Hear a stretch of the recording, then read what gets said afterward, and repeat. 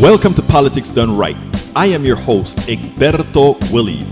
This is a progressive program that will take the mystery out of politics.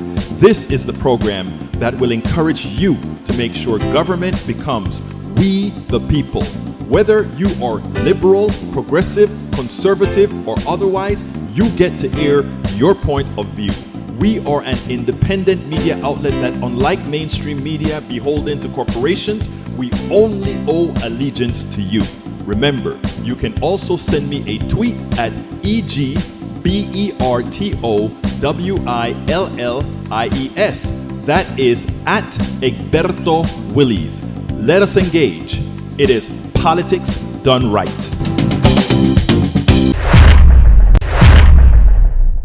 Well, folks, welcome to one more edition of Politics Done Right. I'm Egberto Willies, your host. Thank you so kindly for being a part of the show. Welcome aboard. Yvette Avery Herod is in the house. Our union expert is here with us. The beautiful Yvette Avery and the beautiful Alistair Waters in from Conroe. My second time hearing from Alistair today. She was on air on Pacifica Network today, talking today. Thank you very much for that call in, that most beautiful call in, Alistair Waters. She gave us that impetus, folks.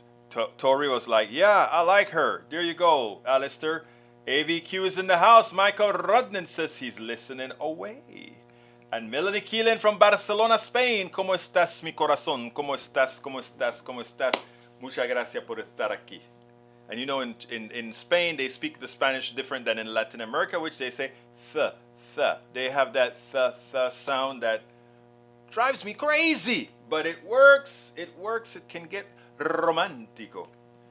Eric Hayes is also in the house. Welcome aboard, Eric. We're going to have a great show for you today. We're going to talk again, and I'm going to be doing this over and over again, Social Security, trying to get people up to speed to make sure that you don't allow the politicians via, or I should say, the corporate thugs via the politicians. I was asked not to always use thugs for these corporate entities, but sometimes I wonder, what else can we call them after the damage that they constantly do? Paul Fleming is in the house. Welcome aboard, Paul. How you doing, my brother from Atlanta?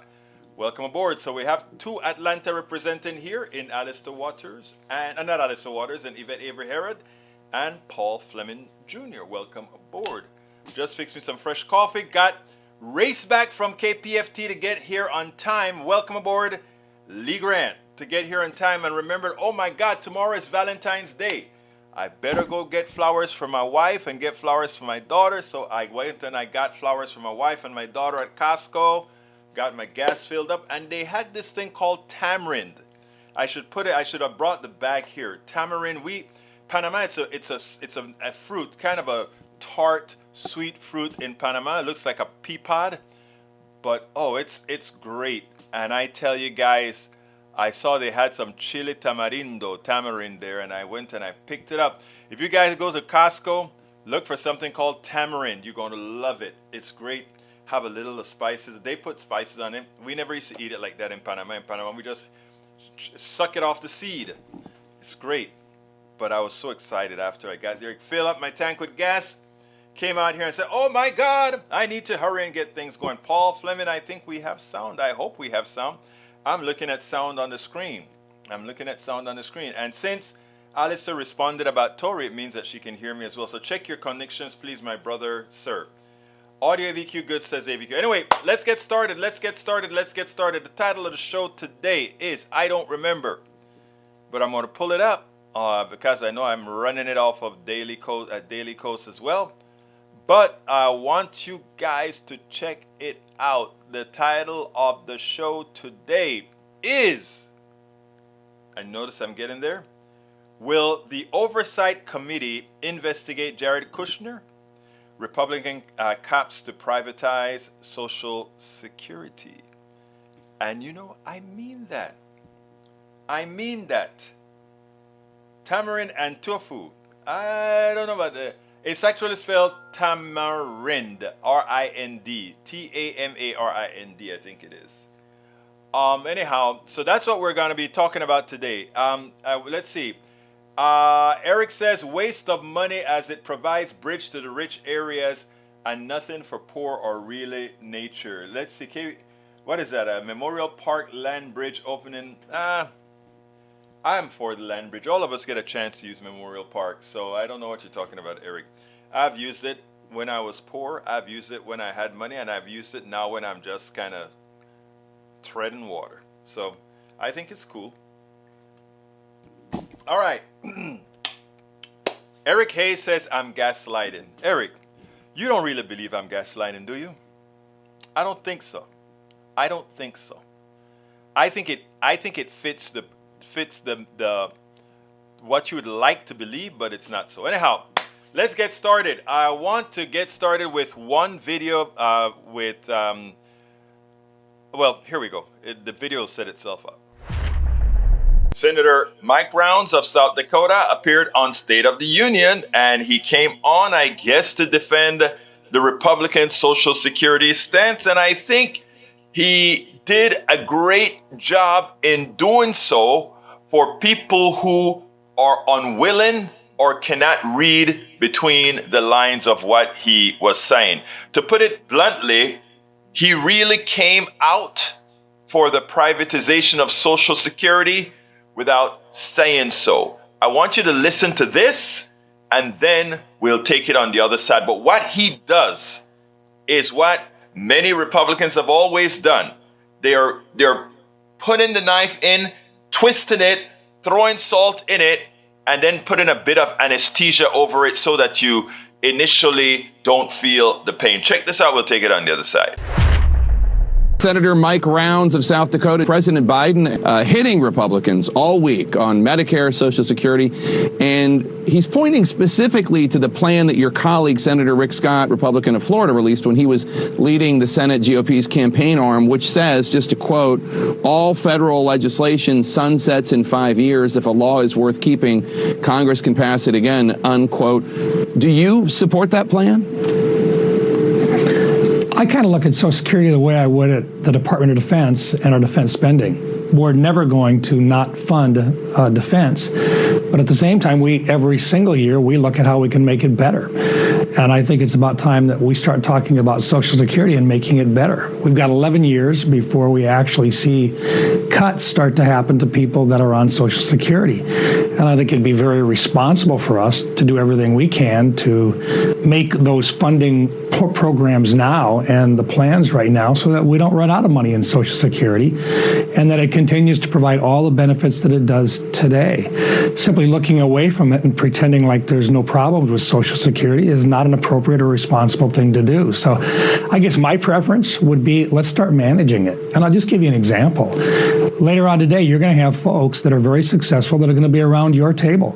Why don't you ask them whether or not the funding for their retirement comes strictly from government bonds or from the government itself? And don't they look at other resources that help to make their retirement plans better? And I think we can do that if we start now on a bipartisan basis to make plans so that we've got the resources necessary. If not, in basically about 11 years, and that's a heads up for a lot of people that are 50, 51, 52 years old, the reductions that are built in are about 24%. Yeah. A group of us are saying, look, we've got to do something about that. Let's talk about it. And there's a group of us that have been. And so this is not something that we should be trying to scare people. This is something that we should be saying, let's plan now so that Social Security has a long run ahead of it, more than 75 years. And why don't we start talking about the long-term plans instead of trying to scare one another?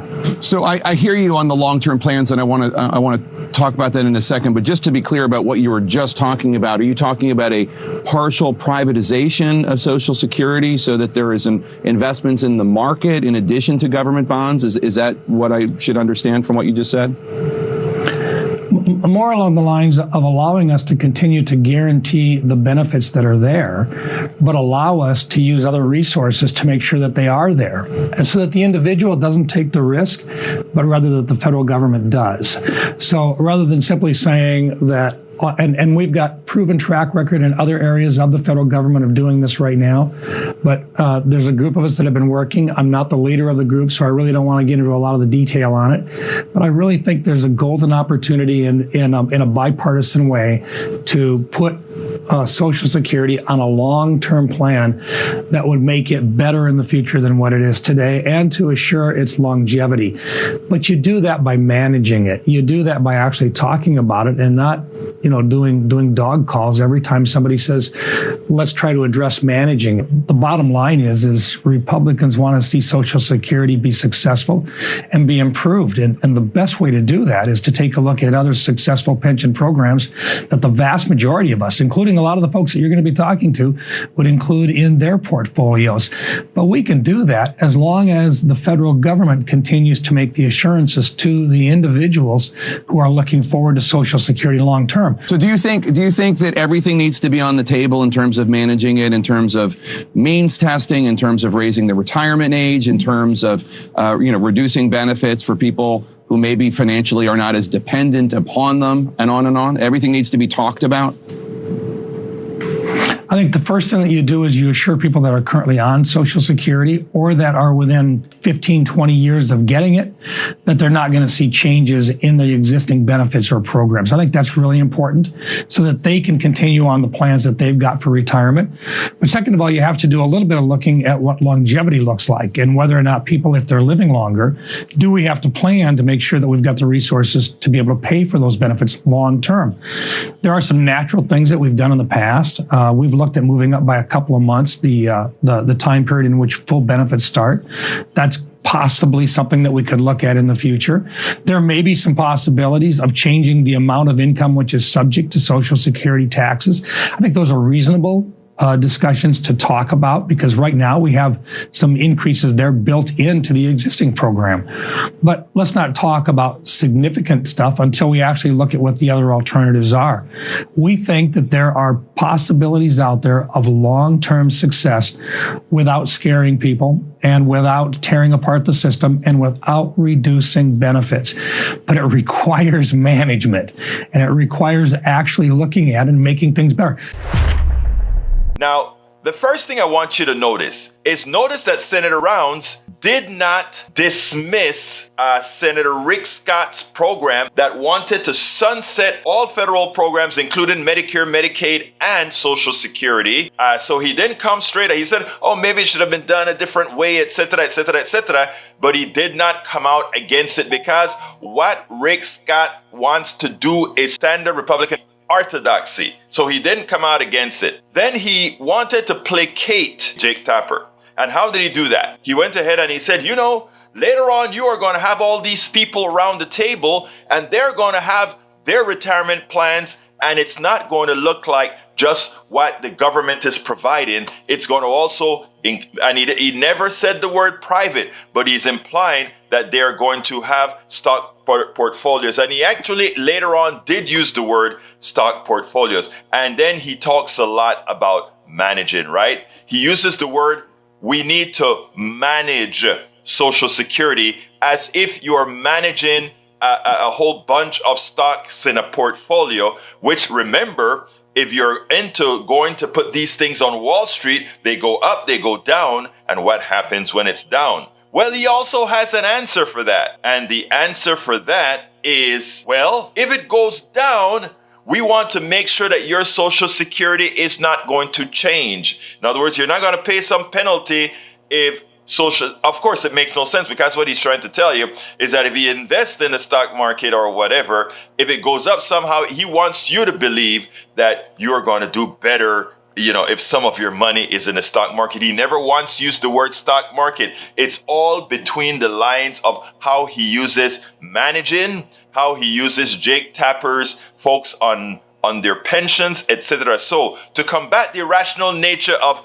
putting some or all of Social Security on the books for Wall Street, which is an irrational, crazy thing to do, given that Wall Street is, even now, Wall Street is on a prayer in the amount of derivatives that are out there, that are some of them getting ready to crash. It's something like a 1 to 100 leverage that many companies are leveraged on Wall Street, which is why they're trying to get your money. They want to influx your money to give these rats, these thugs on Wall Street who do no work for society, who just plays with money to make a whole lot of money and are all richer than you. They want your Social Security to be managed by those thugs. That's what they want. These are the guys that crash our economy every few years. They crash the economy, and who bails them out? We bail them out. They love socialism for corporations. So here's the deal, folks, what you have to understand. There's a simple fix to all of this. It's not difficult. It doesn't take rocket science. The reason they don't want this fix, the proper fix, the only fix that will work forever, is that it means that those wealthy people, all of their income should be taxable for Social Security. All of their income, well, it's currently taxable for most of it, then is taxable for Medicare. But here is the kicker. And I want you guys to understand this in detail, because they lie to you so often with a smooth sounding, nice, smiling face, right? First of all, if they're going to take the risk, in other words, if they put your private money into the stock market and the stock market goes down, what Round is saying is, well, the government will guarantee that you won't lose your income. They will guarantee. Well, if the government is going to guarantee failure on Wall Street, and we know that Wall Street is predicated on fraud and failure, when the maximal gains usually go to the people with power, with capital, and all the others make marginal gains or losses. Check it out. Now, here's the deal. When they tell you, well, the stock market always goes up on the average of 7%. See 7% for whom? Okay? That's an aggregated number. But here's the deal. All we need to do is tax every part of income. Right now, those wealthy people, they get away with only paying a fraction of their income. And when I say income, I'm talking about capital gains. I'm talking about wealth and everything else. You know, here's the deal. They ask you, they say to you, we want to tax your car every year. You pay capital tax on your wealth. You're paying wealth taxes right now. On your home, you pay property taxes. On your car, you pay property taxes. On your business, you pay small business, you pay property taxes or some sort of tax. But you know who doesn't pay tax? If you have a whole set of $1 billion sitting in stocks and bonds and all these other things, you don't get a tax on that. That is just cumulative wealth growing.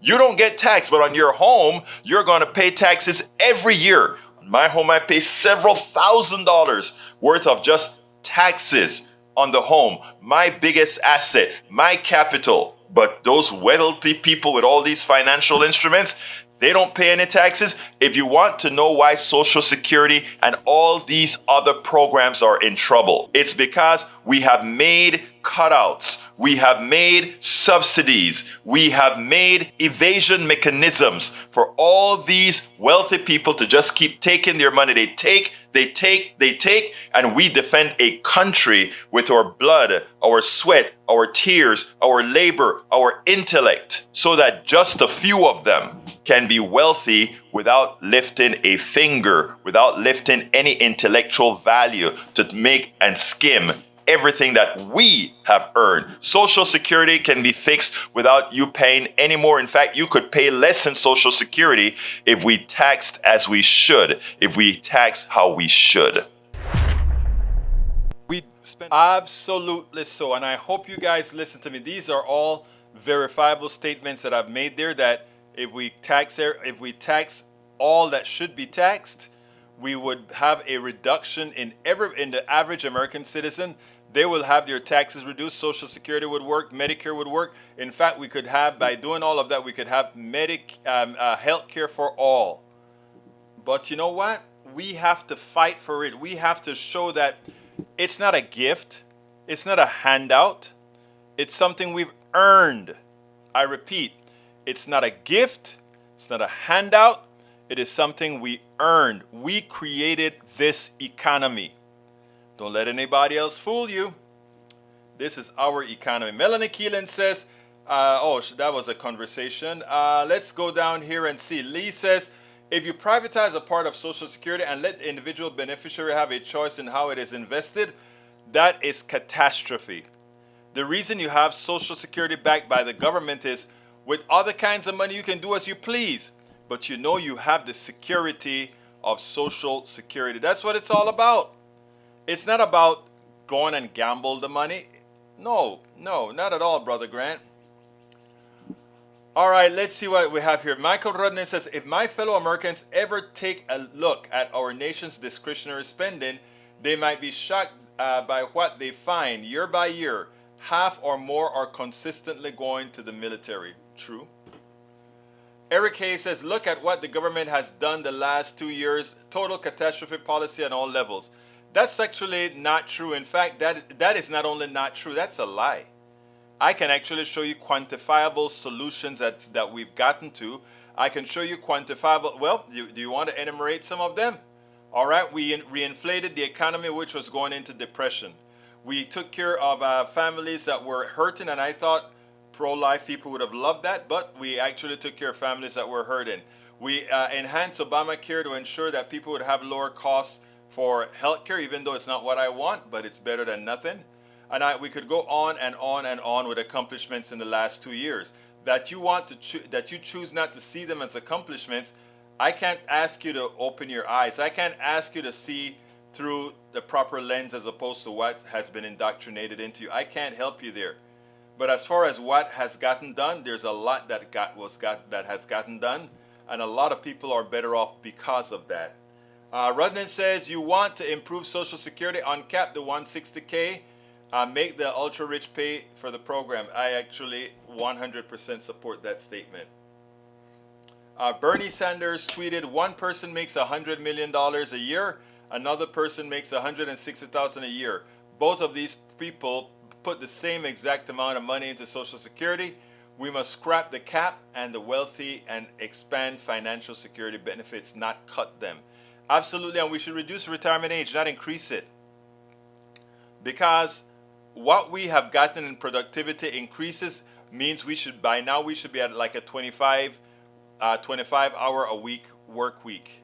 But, all our productivity increases went to those people who did nothing for the productivity increase. That's a shame. In fact, that's what I wrote in my newsletter today. Maybe I should read that paragraph in the newsletter because I think I wrote it pretty solid on that point. So let me go ahead and get to that part of that newsletter. Because what I said, by the way, the newsletter is at politicsdoneright.com/newsletter.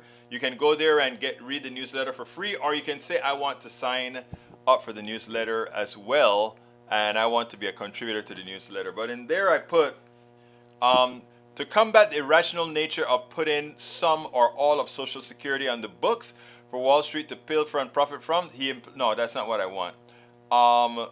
For those who think we cannot afford that, meaning afford to have a lower retirement age, as well as a better payment from Social Security. For those who think we cannot afford that, that is what rich, greedy, selfish plutocracy would like you to believe. Robotics, efficiency, and productivity have increased exponentially. Many fear automation. I think we should embrace it. It should lead to both shorter work weeks and earlier retirements. The problem is that in today's economic system, all the profits from productivity and efficiency have gone to executives and shareholders. In other words, we provided the intellect and labor to create efficiencies, increase productivity and profits, and it went to the select few, the owners of corporations. Shameful, shameful, shameful. All right, let's see what else we got here. Dow and S&P are steady, reliable growth over time. That is if you aggregate over time. Unfortunately, people don't retire over time. They retire at a particular date, and if they choose to retire through a crash, there's nothing. Look, the market system is a gambling casino.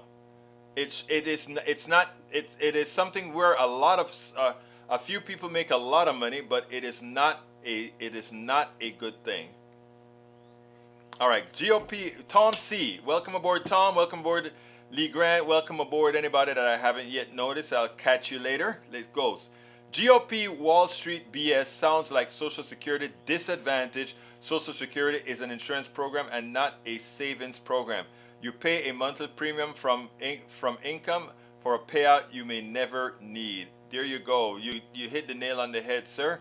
Gracie Allen says Social Security is old age insurance. I like the way you say that, Gracie Allen, but I bet you're not some old age lady. All right, Melanie Keelan said, oh yeah, they are. Eric Hayes. Mike Cisak said, Egberto is admitting that Social Security is a Ponzi scheme. I'm not admitting at all. Robert Davenport in the house. I haven't seen you in a couple of days, Robert. Welcome aboard. Thank you for being here. Michael Rudden says, Mike Cisak don't know what a Ponzi scheme is. The mere fact that he said that proves that he doesn't know it. You're absolutely right about that. Come on, brother Cisak. You should know better than that. Lee Grant says, leftists love taxes. Each and every one. I love taxes appropriately applied. Yes, I do. I love taxes appropriately applied, Lee Grant. I won't be sorry for saying that. I won't be embarrassed for saying that. In fact, I think those who should be embarrassed are those who don't say that. Tom C says, managed funds is shorthand for management fees. Wall Street wins and small investors always lose unless the roulette wheel stops on your winning number. Fat chance. Exactly right. Exactly right. Mike Cisak says, Lee Grant, they love thieving from others by voting for it. Ha ha ha. You know what's so funny, Cisak? The person that's pilfering you, you never call them a thief. They have you so indoctrinated, you don't even know that they're screwing you, right? But, can't help you there, but I'll try. I'll continue to try. I'll continue to give positive affirmation and love and hope that somehow that allows you to take my message more with better context. All right, Michael Renner says, Lee Grant, tax and spend on the people is one way to go. Some leftists want a moneyless society, an idea you can't even seem to imagine. All right, we got Robert Davenport said, uh-oh, my video is frozen. Sorry, brother Davenport, just reboot. Michael Renner says, man, I'm so tired of conservatives intentionally misunderstanding what their opposition want and then creating straw men arguments around those intentional misunderstandings. You said it right, and that answers the question. You answered your own question where you says intentional misunderstandings. I also call them willful ignorance. But again, they will change when something happens to them and they have to come begging for progressive values, but who cares? Mike Cisak says, if a wealth tax is such a good idea, why did Europe kill theirs? Why? Because the wealthy got together and started to move their money to America. That's why. But if everybody did the right thing, there's nowhere to move your money. Brother E2247 says, executive privilege isn't absolute. It can't be, what is that? It can be set aside in certain situations, particularly when prosecutors and criminal investigating testimony. Yeah, that's true. I am so sleepy today. Bruce Pollard says, if I never paid Social Security tax, do I get something back? You'll get SSI, yes.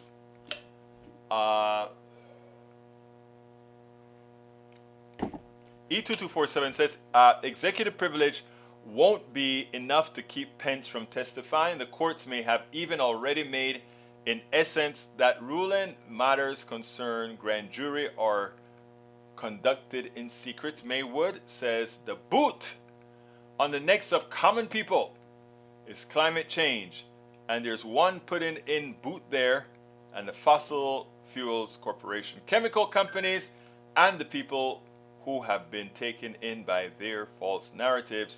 Want to see who is putting the boot on our necks? Look in the mirror. We got to stop it. Overspending is getting done, and 7 million men between the age of 25 and 54 not working. Why not? Because they are working for themselves. That's why. Many of them are. All right. Daniel Ado to Eric Hayes. Maywood, whoa, did you follow Davos this year? The elites are all on board the global climate grift. They're both wanting to save the world. But you live in your alternate reality. Actually, Ledo, I think the alternate reality are those who refuse to see the science. Unfortunately, my friend, sometimes you inhabit that space. I don't know why. I don't know why you choose that. But it's a good thing you're in the minority, because we'll just have to run over you and then pick you up and bring you into the fold when appropriate.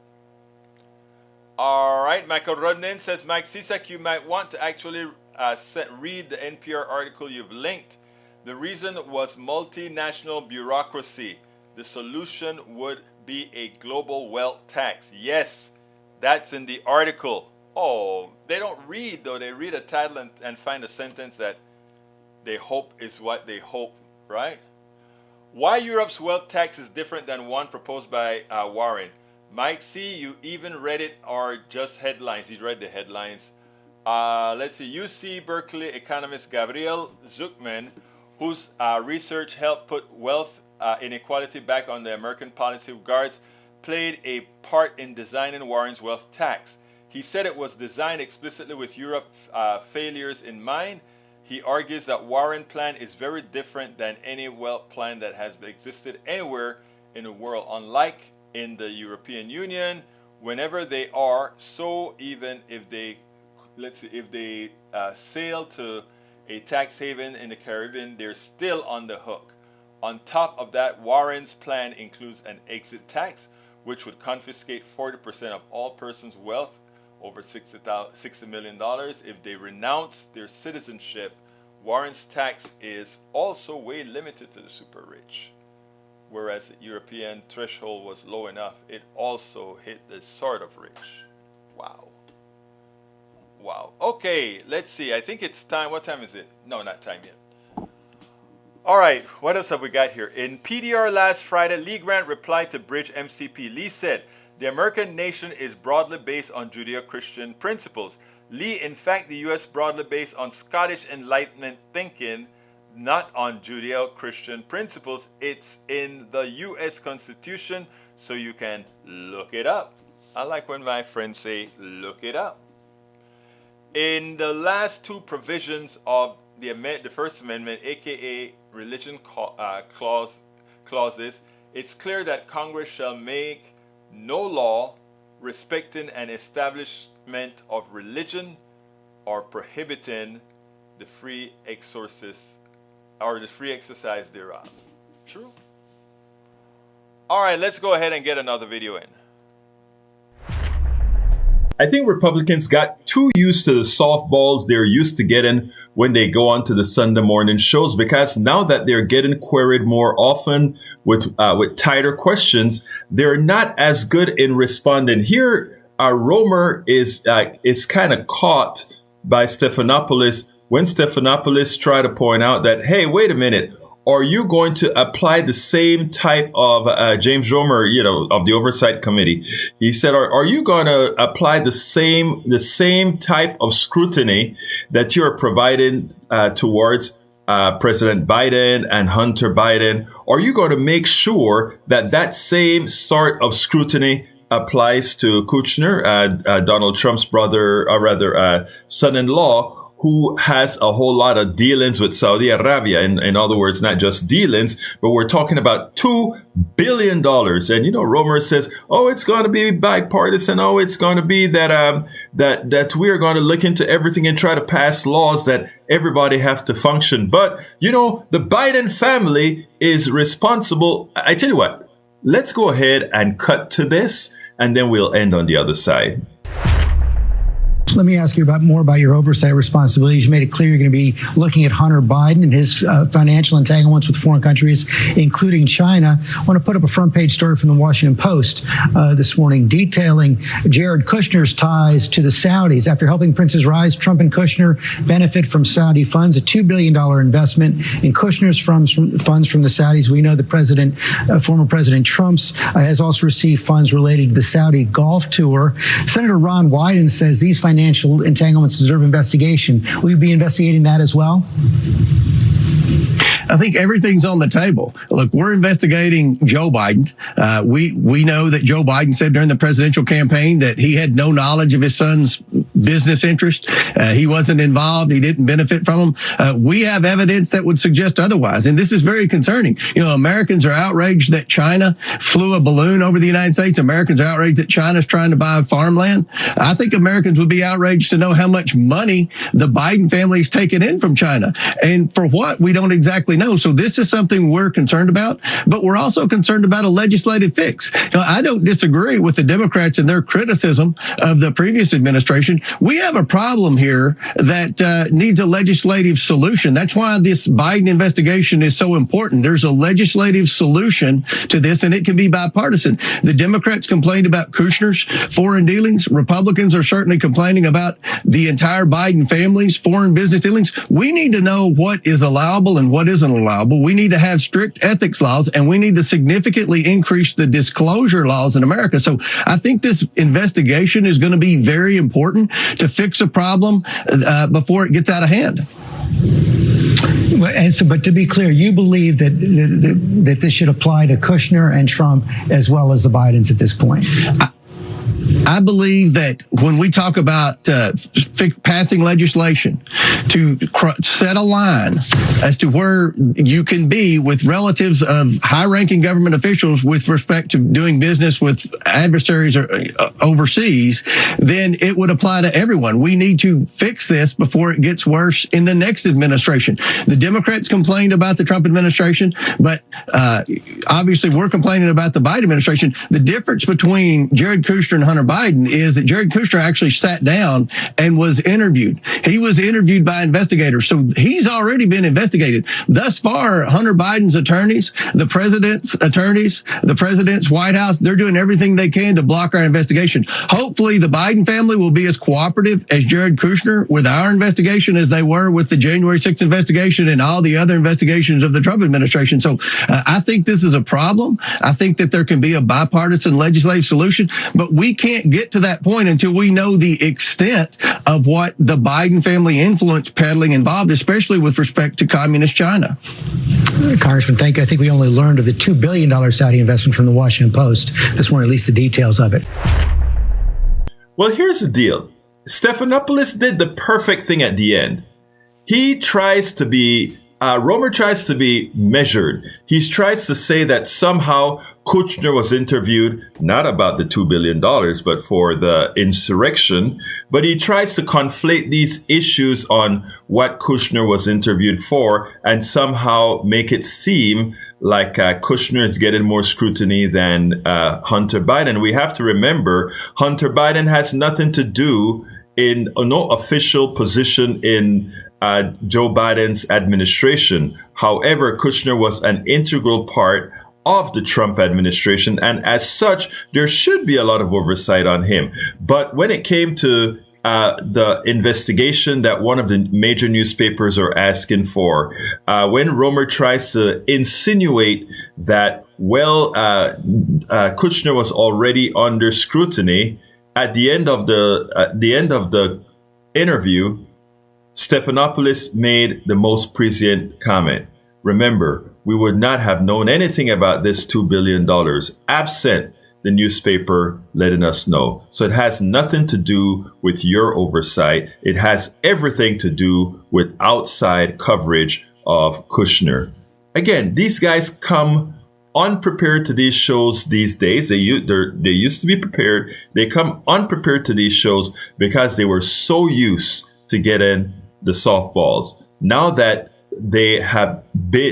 we all know they're an existential threat to this country, now that we all know that Republicans are clear and the Republican leadership, that is a clear and present danger to the American experience, to the country, people are taking them a bit more seriously.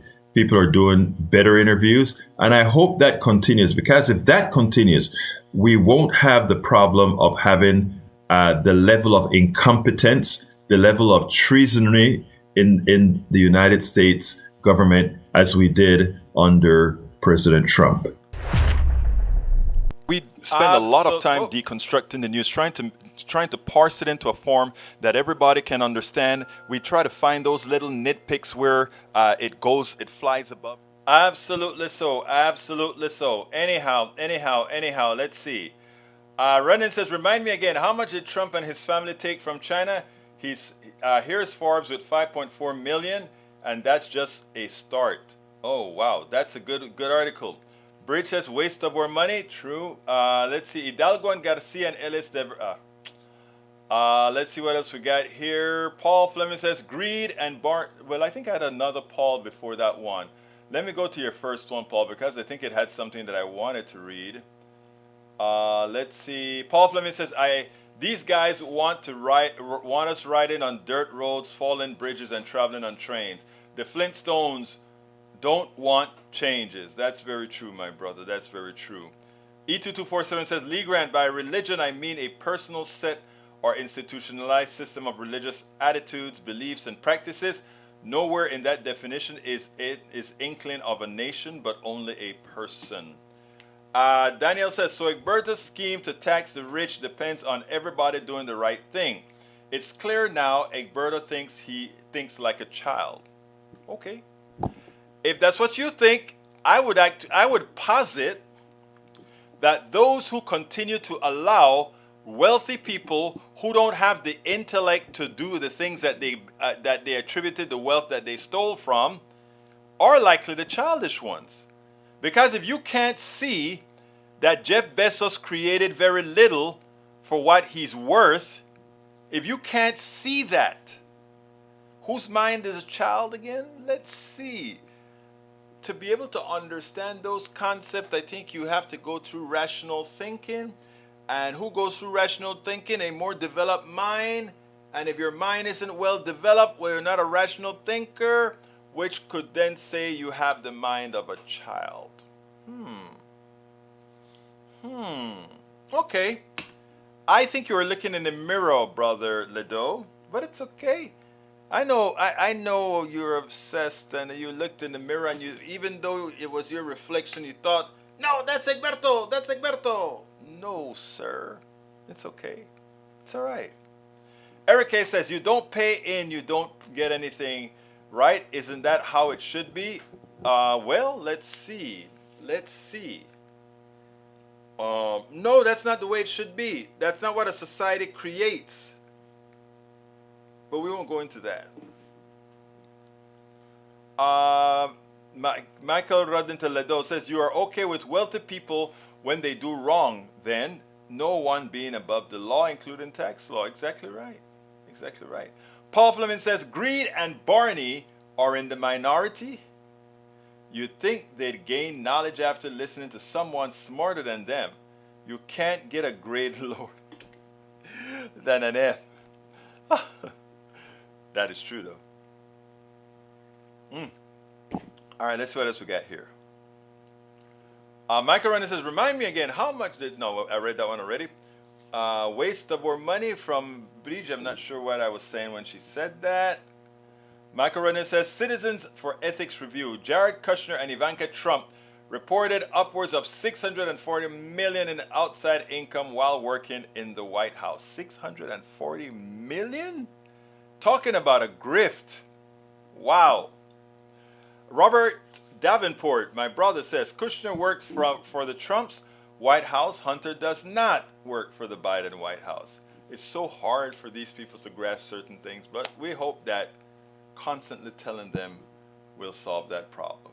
Constantly telling them may solve that problem. Bridge MCP says, Michael Rudden, Citizens of Review, Jared Kushner. I read that one. That's a copy. Okay, we also have... What is that? Eric Hayes says, bitty, that's all, folks. What? I don't know what you mean by that, Eric. What can I say? All right, Michael says, Egberto, when you see a conservative make an accusation, they're nearly always making an accusation in the mirror. Thinking like a child is almost definitely how conservatives think, with zero research and zero nuances. Unfortunately, if you look at a lot of our statements here, not from all, but from too many, what Michael just said is correct. Bridge MCP says, for SSI, it's taxpayers' money. The rest is the person's money. Let's see. Robert Davenport says, poor little LaDouche just can't not work these things out. And Eric Hayes says, yes, be a creator, not a taker. So then, if you're saying be a creator, not a taker, that would eliminate most millionaires and most billionaires. Because most millionaires and billionaires are, in fact, takers. They take the intellect of others to maximize their own profits. It's simple. It's quantifiable. It can be seen anywhere. Egberto Willis, waste of money meant that hearings. Oh, I got you.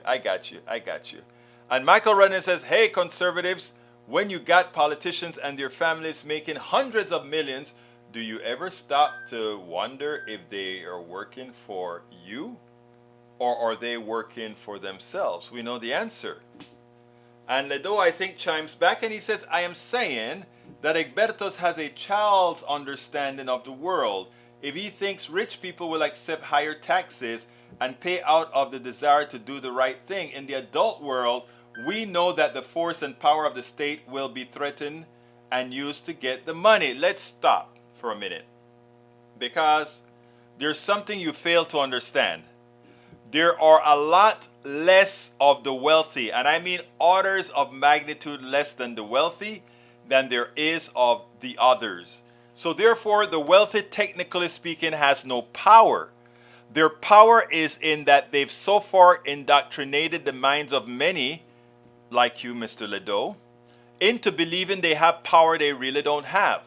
However, if the narrative that we are speaking here takes traction, and folks realize that we still have one person, one vote, and we prohibit ourselves from being under the spell of the rich because they give us the expectation that somehow we could be them, which will never happen, because they will never allow that to happen, because the only reason they are rich is that they're taking the resources of others. No, there's no magic about this thing. So Daniel Ledo, it is you who do not understand a true concept. I am trying to remind folks that they are already in power with one person, one vote to take over the spoils that they've earned. You refuse to see that because in a simple-minded fashion, you just cannot understand that the wealthy's power comes from having your mind. Again, the wealthy's power comes from owning your mind. Otherwise, they have no power. They can't drive a MiG, or they can't drive a F-16. They can't fly they can't, right? And they don't own they own the means of production, but they don't produce. Capiche? Señor, eso no es difícil por entender. It's not difficult to understand these concepts. If you're not a child, that is. Michael says, Daniel Ledo, cool force and power of the state to ensure an end to tax fraud. You do understand that the wealthy have gotten away with trillions in tax evasion. And Eric says, Egberto, if a Warren or Bernie can become rich, anyone can. It's America's capitalist economy. Again, wrong. You don't understand what capitalism means. If that's your example of capitalism, you failed the course. Sir, I hate to tell you, you have failed the course if you honestly believe that. That's not capitalism. Daniel Ledo says, whoa, you refuse to acknowledge that after we all go to tax the rich, it is administrative state that will use its sole legal use of force to extract that wealth. You missed the point. There's no state without us.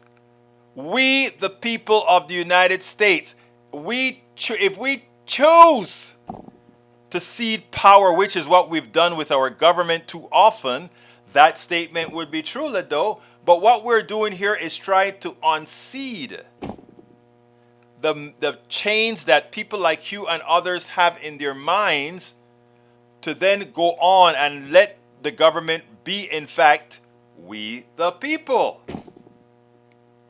Eric K. says, Egberto, I see reality, not Tinkerbell theory of the left. There's no Tinkerbell here. It works elsewhere.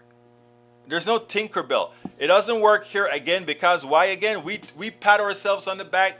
We say we're exceptional. We say all these things while our people die more frequently. We kill each other more. We do all these things, but we're exceptional. Yeah, we're exceptionally, you know what? You know?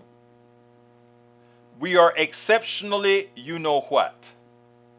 Daniel Edo says, seems to me, no, this is from Michael says, Daniel Edo seems to be against the idea that states aim to exert a monopoly on violence and then talks about people not thinking like children. Oh boy. You know, I just have great thinkers on my program. I just have great thinkers. I can't help it. You guys are just great. All right, so we are coming close to the end of the program. We have about 4 minutes left before I have to do my ask. So I don't have any more videos to provide you, but if you have questions, material, or statements, I would be more than happy to read them, put them on the screen for our others to see. Normally, I have a lot more input in the beginning. Usually, that's why I kind of reduce what I do. So go ahead and let me hear what you want to talk about, and we will be right there with you guys. I'm drinking a bit of coffee. I probably should have put a little bit of caffeine in there. Daniel Edo says, so how are we the people going to get the money from the rich?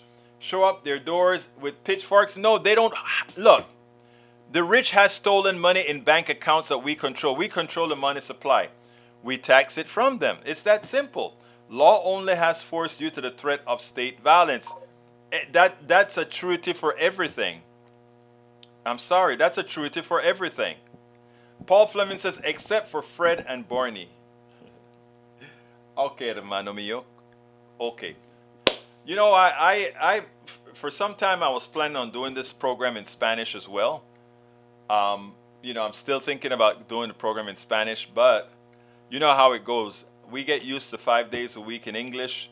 I would have to add another time for our Spanish program. Pero si los latinos que están viendo el programa hoy, estoy pensando hacer el programa también en español. Y lo que les quiero decir es esto. Si quieren Politics Done Right en español, mándame correo a info@politicsdoneright.com. info@politicsdoneright.com. Porque lo que voy a decir es esto. Hay mucha gente que a veces me dice, mira, ¿por qué no lo haces en español también? Porque queremos mandar esto a mi vecino, queremos mandar esto a la familia o lo que sea. Así que eso es lo que quieren. Mándame, por favor. Y si tengo suficientes cartas electrónicas de ustedes, info@politicsdoneright.com. info@politicsdoneright.com. Si me dan, si suficientemente de ustedes me dicen que quieren el programa en español, te lo doy. Rodnan says, Egberto, justice is stealing via policy. Right. Macaron says, gonna have subtitles. Actually, I think I have a feeling that Google is doing that now. And I will, but again, I won't. Look, you guys are my heroes. You guys brought me here. So, I mean, I would always keep the program correct in English for all my English watchers that has been here forever and ever and ever and ever. There's no way I would ever drop my peeps, man. Ever. If I did something in Spanish, it would be in addition. Daniel Edo says, you are not talking about a tax. You're talking about a conflicting funds from accounts. How very Marxist of you. Oh, really? Oh, really? Sorry about that. Tom C. says, make PDR bilingual. That way we'll all learn Spanish. Will we listen and post? Muy bien. Perfecto, amigo. Lo puedes hacer en español. Puede poner la cosa en español. Decir, esto es para mi amigo Egberto Willis. Claro que lo puedes hacer. Egberto, I watch a lot of anime, Japanese animation with subtitles. I don't mind foreign languages so long as I can understand it. I like your way of thinking, Michael. I love your way of thinking. I wish more did. Gracie Allen says, the people need progressive radio and YouTube. Yes, ma'am. Eric K. says, Egberto, have a Spanish-speaking person do that show. Just delegate. Huh. You know something, Eric? That's a good thought, Eric. Keep my sanity, right? Not overwork. Thank you, Eric. You see, Eric makes believe like he doesn't really care about us, but he loves us. Thank you, Eric. That's a good thought. Robert Davenport says, tax the rich the same as the working class. I agree. Paul Fleming says, I'll have my phone set to translate. There you go, Brother Paul. E2247 says, until after the World War I, they were greater number of people in the States of America speaking German than they were speaking English. I didn't know that. I did not know that, sir. Anyhow, it is about that time for me. I only have 2 minutes left. So let me go ahead and do my ask. I want to ask my dear, wonderful people to please support the program. We are way behind and in support, and my coffers are running dry. So I ask you so kindly to help promote this show. And earlier I was speaking to Peggy, and she said, Egberto, when you tell people everybody should have skin in the game, let it be known that that skin can be of any form. Of any form. Books, yes. Buy the books. Thank you, Robert Davenport. Please tell them to buy the books. Here's how you get the books. politicsdoneright.com/books. politicsdoneright.com/books. Thank you for telling me to put that out there, brother. And you can become a patron. We need a lot more patrons. In fact, we're going to start.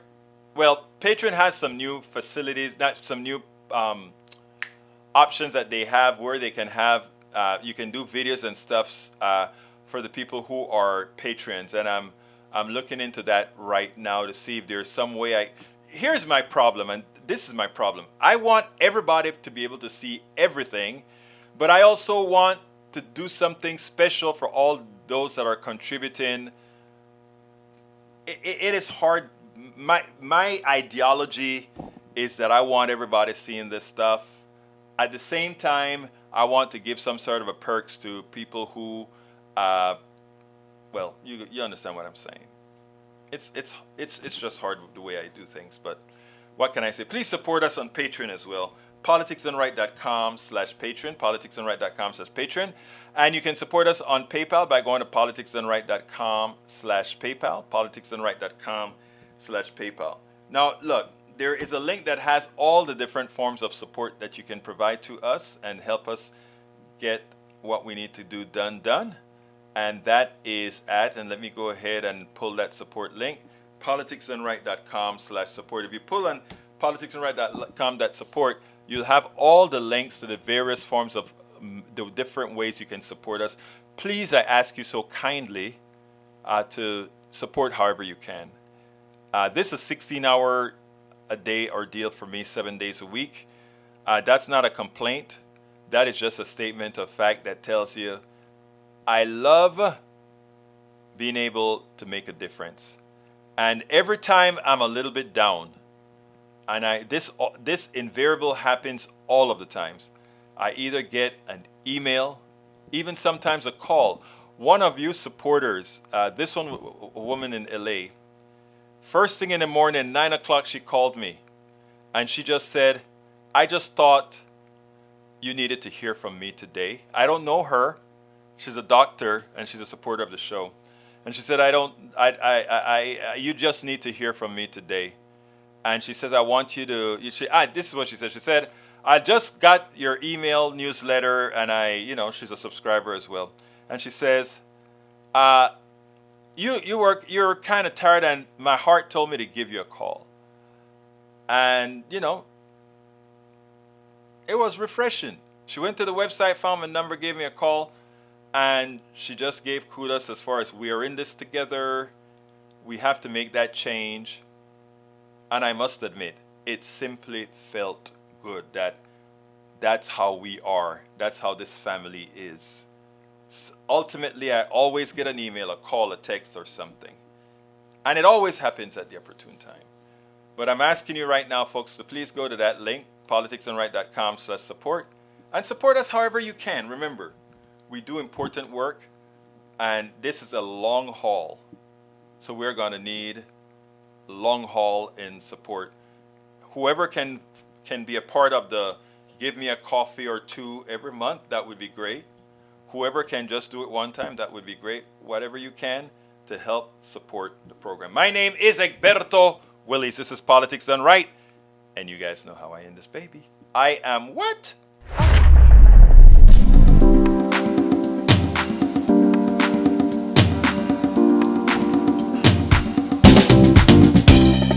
Welcome to Politics Done Right. I am your host, Egberto Willies. This is a progressive program that will take the mystery out of politics. This is the program that will encourage you to make sure government becomes we the people. Whether you are liberal, progressive, conservative, or otherwise, you get to air your point of view. We are an independent media outlet that, unlike mainstream media beholden to corporations, we only owe allegiance to you. Remember, you can also send me a tweet at EGBERTOWILLIES. That is at Egberto Willies. Let us engage. It is Politics Done Right.